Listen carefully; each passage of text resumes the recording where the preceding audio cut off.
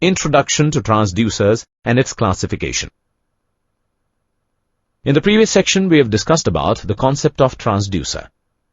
It is a device which converts one form of energy to another form, generally from non-electrical quantity into an electrical quantity. Now let us discuss about the working of transducer. It consists of a physical quantity of energy which is then transferred to the transducer.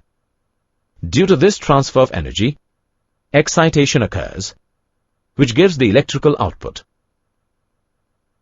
For example, while measuring temperature with the thermocouple, heat at the junction of dissimilar metals is transferred to voltmeter to give potential difference as a measure of temperature. Thus, the signal is some type of energy which a sensor detects and converts it into a readable output signal.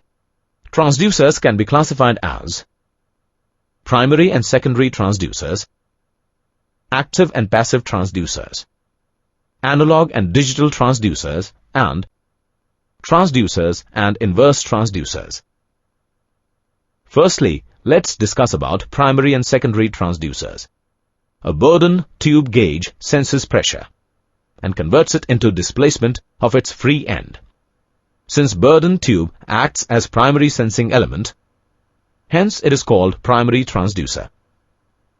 While in an LVDT, there are two stages of transduction. Firstly, pressure is converted into displacement and then into an analogous voltage by LVDT. Thus, LVDT is a secondary transducer. Thus, we can summarize as